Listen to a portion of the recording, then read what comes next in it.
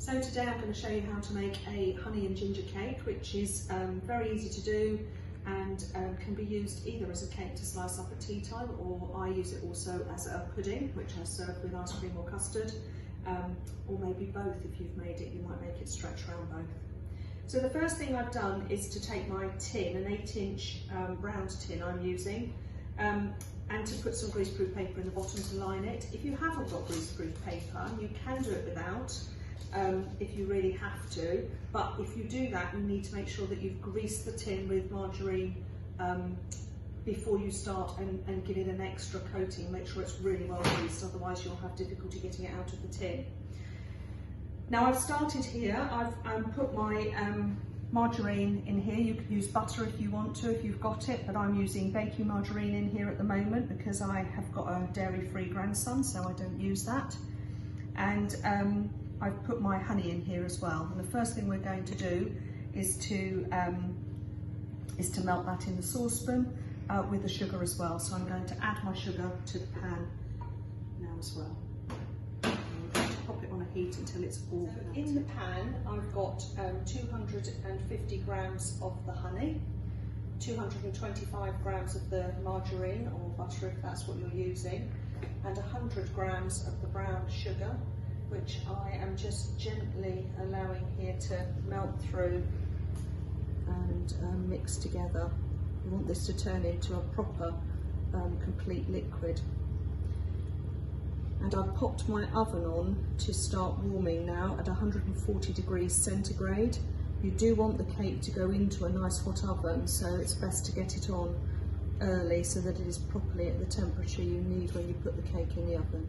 So you can see in the pan now that this is all completely melted and dissolved, and now what we need to do is to just turn the heat up under this a bit so that it comes up to the boil.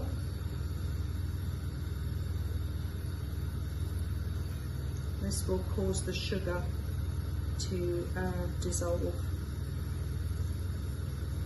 can see that is now bubbling gently.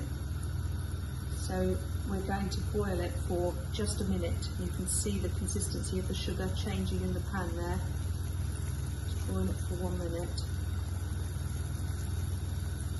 That lovely rich dark colour coming through from the honey and the brown sugar. Keep stirring it so that it doesn't stick to your pan, but do keep it on the boil. Okay. I'm just going to lift that off the heat now, and now we need to just leave that to cool down for about 20 minutes.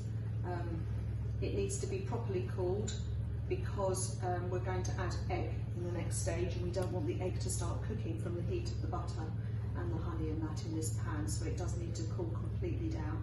Give it an occasional stir, that will cool it quicker, but it will take about 20 minutes. And now you can see that this liquid has completely cooled down. It's slightly thickened, which is fine.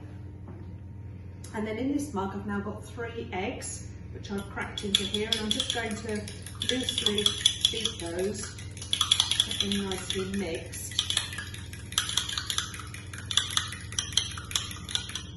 And once you've done that, they need to be beaten into this cooled mixture, just using your spoon. Now you can see why I said that the mixture needed to be cooled properly, because if it hadn't have been, and I'd have added that egg, I would have ended up with a mixture of melted butter and sugar and scrambled egg in the middle of it. So as you can see in the cooled mixture, it's all just mixing in nicely, which is exactly what we wanted.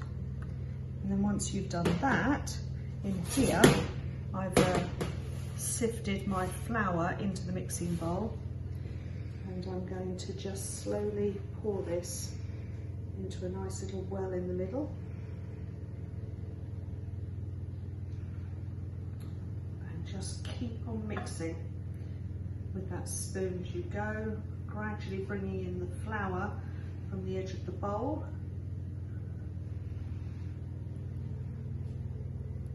You can see that's mixing together nicely.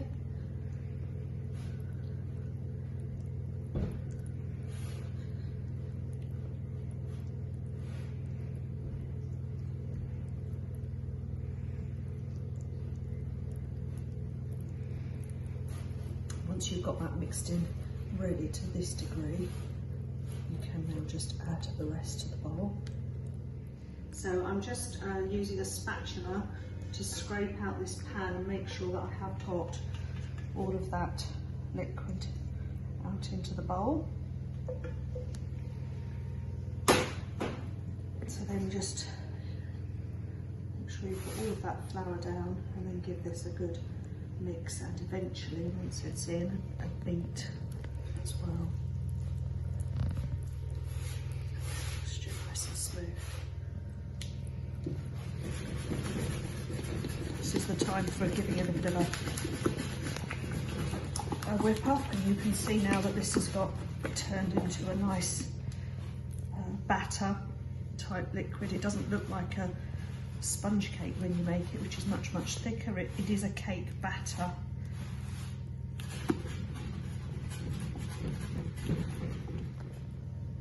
As you can see, that's a nice batter now. Don't worry about the odd little bit in there, it doesn't matter, it's just where the flour is, or it will come out in the cooking. And then I'm just going to literally get my tin, which I have ready. If you want to, I always add some spice to my honey and cake. Roughly a teaspoonful of cinnamon and a teaspoonful of ginger I'm adding. Oh, unfortunately that's lumpy, so I'm going to have to give that another beat now. But just add those two in and give that a good mix round. You could add allspice if you wanted to, if you had that in the drawer at home, but don't add allspice and cinnamon and ginger because the cinnamon and ginger are already in the allspice. So use one or the other, whatever you've got. And then I'm literally going to pour the batter into the cake tin.